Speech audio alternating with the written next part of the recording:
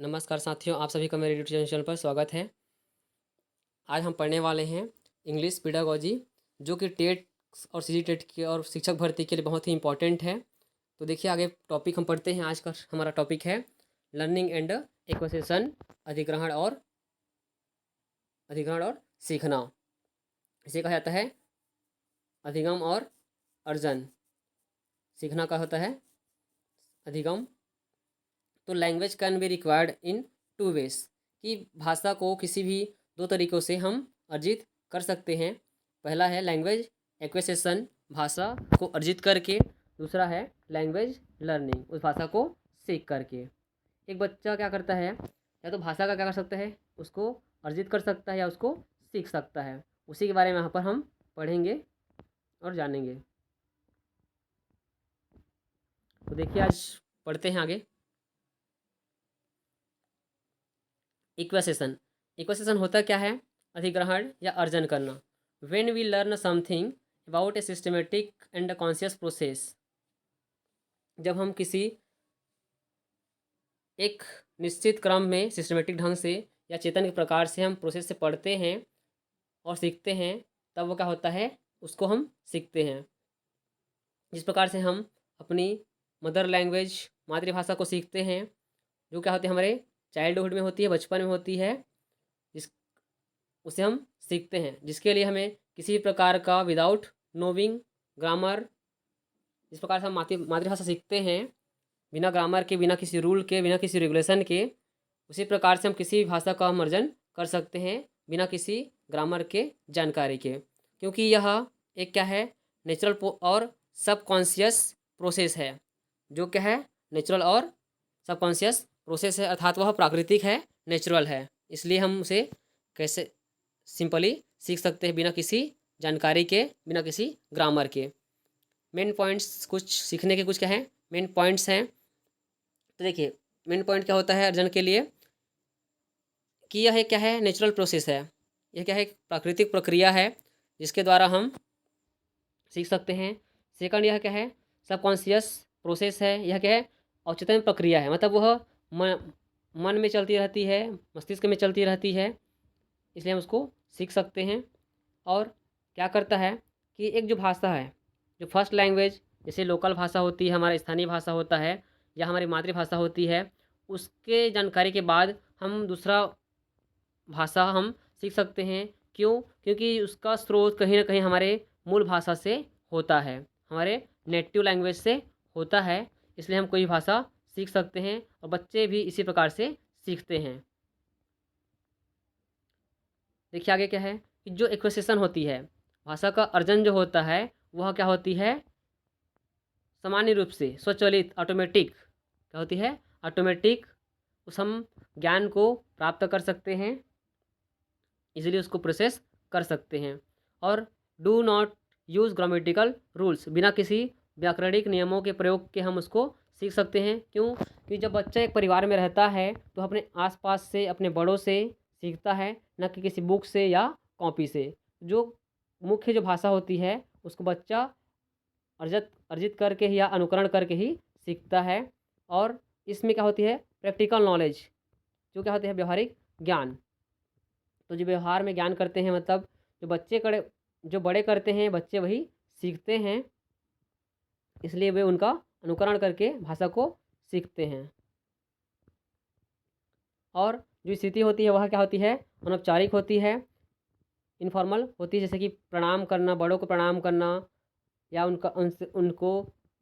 उनसे कुछ बातें करना, शिष्टाचार करना, ये सभी जो क्या होते हैं, बच्चा अपने माहौल से सीखता है, बड़ों से सीखता है।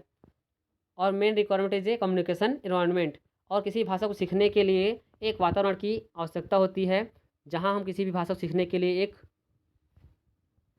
वातावरण का होना आवश्यक होता है। ताकि जैसे कि एक बच्चा क्या करता है, घर में रहता है तो वह समुदाय वालों से, घर परिवार से हर प्रकार की बातें को सीखता है। कुछ बातें ऐसी होती है जो बैड हैबिट्स होते हैं उनको सीख जाते हैं, या अच्छी हैबिट है उनको सीख जाते हैं, क्योंकि बच्चे क्या करते हैं, बहुत ही जल्दी उसको अर्जित कर लेते हैं। कुछ बच्चे ऐसे होते हैं जो क्या करते हैं, कोई अपशब्द प्रयोग करते हैं, उनको सीख जाते हैं। सेकंड है सीखना, लर्निंग। लर्निंग क्या होती है? Language learning is a process कि भाषा सीखना क्या होती है? एक प्रक्रिया होती है जिसे बिना किसी रूल्स के या ग्रामर या वोकैबुलरी के से सीख सकते हैं। इसके लिए क्या चाहिए? आपके अंदर कौशल या ज्ञान होनी चाहिए, क्योंकि इसको अर्जित करने के लिए आपके अंदर भाषा का क्या होना चाहिए? थोड़ी सी जानकारी होनी चाहिए। उसको सीख सकते हैं और उसको एक्स्ट्रा एफर्ट डाल करके हम सीख सकते हैं। जैसे हमें हिंदी आती है तो हम अंग्रेजी भी सीख सकते हैं। उसके लिए हमें थोड़ा सा क्या करना चाहिए? एक्स्ट्रा एफर्ट्स डालने होंगे, एक्स्ट्रा स्किल को डेवलप करने होंगे। और जो इंग्लिश भाषा है वह क्या होती है? एक सेकंड लैंग्वेज होती है जो सीखने के लिए क्या होती है? टीचर की कैपेबिलिटी, मतलब टीचर की क्या होती है? उसकी योग्यता और उसके अनुभव पर क्या करती है? मुख्य रूप से क्या करती है? निर्भर करती है। इसे वन पॉइंट देखिए लर्निंग का कि यह क्या है? सिस्टमेटिक प्रोसेस होता है जो व्यवस्थित क्रम में होता है सीखना। और यह क्या है? ग्रेजुअल प्रोसेस है। सीखना क्या होती है? धीरे धीरे हम सीखते हैं। It is a gradual process, it is a systematic process, it is a conscious process. Language has a different rate of learning की जो भाषा होती है वह अलग अलग क्रम में क्या होती है? निर्धारित होती है। उस प्रकार से हम सीखते हैं। किसी भाषा को सीखने के लिए, जानने के लिए हमें बहुत ही समय लग जाता है, कुछ को क्या समय नहीं लगता है। कोई बच्चे क्या करते हैं? बहुत जल्दी सीख जाते हैं, कोई बच्चे बहुत लेट से सीखते हैं। और जिससे सेकंड चीज़ यहाँ पर इम्पॉर्टेंट है कि जो टीचर का है ना, उसमें शिक्षक में कितनी क्षमता है सिखाने में, भाषा को सिखाने में, इन सब का बहुत ही योगदान होता है। शिक्षक की भूमिका क्या होती है? एक बच्चे को भाषा सिखाने में, उसके बारे में बताने में बहुत ही महत्वपूर्ण भूमिका होती है। और जो सीखे रहते हैं उसको हम कभी भी मॉडिफाई कर सकते हैं। जैसे कि आज हम यदि हिंदी आती है हमें तो हम अंग्रेजी सीख सकते हैं, उर्दू सीख सकते हैं, है ना, या कोई अन्य भाषा सीख सकते हैं, या गुजराती, मराठी, जो भी भाषा हम सीख सकते हैं। केवल क्या करके? अपने जो पूर्व नॉलेज है, existing knowledge, experience and behaviours, कि हमारे पूर्व ज्ञान, अनुभव और उसके हमारे व्यवहार में बदल कर हम दूसरे भाषा को सीख सकते हैं। और जो हर सीखने वाले के स्पीड, उसकी इंटेंसिटी, सीखने की क्षमता या तीव्रता उस पर निर्भर करती है कि वह इस भाषा को कितना जल्दी सीखता है, या उसमें तीव्रता में कमी आती है, या अधिक जल्दी सीख जाता है, ऐसा वो करते हैं। Use of grammatical rules and vocabulary कि किसी भाषा को सीखने के लिए क्या चाहिए? ग्रामर नियमों या शब्दावली की आवश्यकता नहीं होती है, लेकिन मुख्य रूप से ज़रूरत पड़ती है हमें, क्या पड़ती है? शब्दावली की। बिना किसी शब्दावली के हम भाषा नहीं सीख सकते। जैसे कि यदि कोई बच्चा जान रहा है कि वो कोई पानी है तो पानी क्या बोलते हैं इंग्लिश में? वाटर। उसी प्रकार से एक पेन को, फिर कलम, चॉक, डस्टर, कुछ भी चीज़ हो जो हिंदी और अंग्रेजी दोनों में अगर जानता है तो वह हिंदी में जानता है, उसका अनुकरण करके अंग्रेजी में भी सीख सकता है। इस प्रकार से वह भाषा का अर्जन और उसको सीख सकता है। टाइप्स ऑफ लर्निंग कि सीखने के प्रकार, किस प्रकार से एक बच्चा या एक व्यक्ति भाषा सीखता है। तो मोटर लर्निंग के अंतर्गत क्या आता है? Body movement, walking, driving, climbing, मतलब चलना, गाड़ी चलाना या पेड़ पर चढ़ना। इस प्रकार से जो चलने मूवमेंट वाली है, बॉडी मूवमेंट, जहाँ पर क्या होता है? शारीरिक क्रिया होती है, वह क्या होती है? मोटर लर्निंग के तहत आता है। सेकंड है वर्बल लर्निंग। इस प्रकार से देखो दोस्तों कि यहाँ पर एक पॉइंट जो आता है, वर्बल लर्निंग, मोटर लर्निंग और कॉन्सेप्चुअल लर्निंग, इस पॉइंट से एक क्वेश्चन आता है, इसलिए इसको ध्यान समझिएगा। सेकंड है verbal learning, communication method, speaking, sign, picture, symbol, कि हम किसी को बोलते हुए सुन करके, या किसी संकेत को देख करके, किसी पिक्चर को देख कर, तस्वीर को देख करके हम सीखते हैं। थर्ड है conceptual learning, it is a mental process. जो कॉन्सेप्चुअल प्रोसेस होती है, क्या होती है? मेंटल प्रोसेस, मतलब मानसिक क्रिया पर आधारित होती है, जैसे कि सोचना, तर्क करना, बुद्धिमत्ता क्षमता का प्रयोग करना, इन चीज़ों पर क्या होती है? आधारित होती है। इसे कहा जाता है कॉन्सेप्चुअल लर्निंग, मेंटल प्रोसेस। तीनों में डिफरेंस क्या है? मोटर लर्निंग जो होता है वह बॉडी मूवमेंट पर आधारित होता है, वर्बल जो होता है वह कम्युनिकेशन मेथड पर निर्धारित होता है, और कॉन्सेप्चुअल जो होता है वह मेंटल प्रोसेस पर होता है। इसका ध्यान रखिएगा। अगला है फैक्टर्स अफेक्टिंग लर्निंग, कि सीखने की जो है उसको सीखने के क्या है बाधा करने वाले कारक, कि कौन कौन सी चीज़ें उसको बाधा पहुंचाती है। तो factors related to the learner, सीखने वाले के लिए क्या होती है उसकी मोटिवेशन, प्रेरणा, कि किसी भी मोटिवेशन की आवश्यकता होती है। सेकंड है उसकी मेंटल कैपेबिलिटी या एफिशिएंसी, कि उसकी मानसिक क्षमता। तीसरा चौथा है interest aptitude towards the subject, विषय के प्रति क्या होनी चाहिए उसकी रुचि होनी चाहिए, तभी वह सीख सकता है। और फोर्थ है जनरल हेल्थ, सामान्य स्वास्थ्य, यदि बच्चा स्वस्थ है या सीखने वाला स्वस्थ रहेगा तो क्या करेगा वो जल्दी से जल्दी उसको सीख पाएगा। यदि उसका स्वास्थ्य खराब रहेगा तो वह सीख नहीं पाएगा। इसलिए कहा गया है a sound mind a sound body. Second है factors related to the teachers. तो अगला जो है होता है वह क्या है, बच्चों पर नहीं बल्कि टीचरों पर है। फर्स्ट जो था क्या था, बच्चों पर था। सेकंड जो है किस पर है, टीचरों पर है। तो टीचर कैसे संवाद करता है ना, उसके वे ऑफ कम्युनिकेटिंग, संवाद करने के तरीके पर। कमांड ओवर द सब्जेक्ट, विषय पर अपना पकड़, उसकी आदेश कैसे करता है, उसकी व्याख्या कैसे करता है, इस पर डिपेंड करेगा। Personality and attitude towards the learner, कि जो बच्चे हैं या सीखने वाला व्यक्ति है वह किस प्रकार से अपना सोच रखता है उसको जानना आवश्यक होता है शिक्षक के लिए। बिहेवियर विद द स्टूडेंट, छात्रों के साथ वह कैसा व्यवहार करता है, यह भी बहुत निर्भर करता है एक शिक्षक के लिए कि वह छात्रों के साथ कैसा व्यवहार करता है। तो वह सिखाने में, बच्चों को सिखाने में बहुत ही महत्वपूर्ण भूमिका रहती है। थर्ड है C factors related to the environment, teaching materials, human resource, अर्थात सीखने के लिए जो पर्यावरण है मतलब उसका वातावरण जो है कैसा है, उसके लिए टीचिंग मटेरियल्स और ह्यूमन रिसोर्स, मानवीय जो ज़रूरत हैं वो। इसके लिए क्या होना चाहिए, कंडक्टिव एनवायरनमेंट, अनुकूल वातावरण होना आवश्यक है। स्ट्रक्चर एंड साइज, की जो कक्षा की संरचना और उसका आकार बहुत ही मायने रखता है। यदि कक्षा में बहुत ज़्यादा बच्चे रहेंगे सीखने में क्या हो जाएगी, कमी हो जाएगी। यदि कम बच्चे हैं तो ज़्यादा सीखेंगे, क्योंकि उस माहौल में क्या होता है, बच्चे अच्छे से सीख पाते हैं। अगर ज़्यादा बच्चे रहेंगे तो ज़्यादा शोरगुल होगा, उससे बच्चे सीखने में कमी आती है। नेक्स्ट है सब्जेक्ट मटेरियल, विषय सामग्री, यदि जो बच्चों को विषय सामग्री प्रदान किया जाता है उससे बच्चे से सीखते हैं। नेक्स्ट है होम इन्वायरमेंट, कि जो सीखने वाले का लर्नर का घरेलू वातावरण कैसा है उस पर बहुत डिपेंड करता है। तो ये पॉइंट्स जो हाईलाइट किया जा रहा है बहुत ही इम्पोर्टेंट है, इस से पढ़िएगा और समझिएगा। नेक्स्ट टॉपिक है theory of learning and equation, कि भाषा अर्जन के सीखने और अर्जन का सिद्धांत। कुछ मनोवैज्ञानिकों ने अपना अपना सिद्धांत दिया है कि हम भाषा कैसे सीखते हैं, उसको कैसे अर्जित कर सकते हैं, उसके बारे में बताया गया है। तो जो पहला दिया गया है थ्योरी वह दिया गया है जीन पियाजे के द्वारा, जो क्या हैं स्विस के क्या हैं जीव वैज्ञानिक हैं, दार्शनिक हैं और एक मनोवैज्ञानिक हैं। उन्होंने कहा, उनको फादर ऑफ चाइल्ड साइकोलॉजी, और जीन पियाजे को बाल मनोविज्ञान का जनक कहा जाता है। और पियाजे के अनुसार एक बच्चा अनुकूलन, एडाप्टेशन और एसिमिलेशन और एकोमोडेशन के द्वारा वह सीखता है, कि पहले वह देखता है, समझता है, फिर उसको अपने आप में क्या करता है, ग्रहण करता है। जैसे कोई बच्चा बोलता है मम्मी पापा, कैसे बोलता है वो, कोई बड़े उसको क्या करते हैं, बोलना सिखाते हैं कि पापा बोलो, मम्मी बोलो, है ना।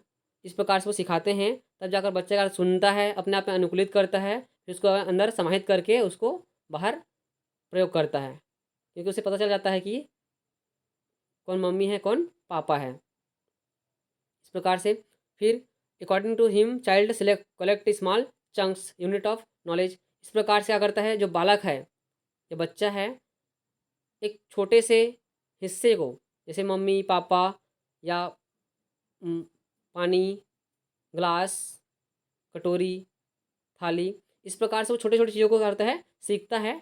स्मॉल चंक, छोटे छोटे हिस्सों में बांट करके वह अपना ज्ञान को करता है, सीखता है। Second, child create his own world of knowledge. सबसे इम्पोर्टेंट है कि बच्चा अपनी ज्ञान का एक नई दुनिया का निर्माण करता है। हाँ, क्योंकि बच्चे को हम जो सिखाते हैं वो नहीं सीख पाते हैं, बच्चे को हम अक्सर सिखाना चाहते हैं वो नहीं सीखता है, बल्कि वो सीखता है जो वो अपने तरीके से सीखता है। इसीलिए बच्चों को थोड़ा सा फ्रीली रखना चाहिए कि वो अपने तरीके से अपना ज्ञान का अर्जन कर सकें और जल्दी से सीख सकें। सेकंड जो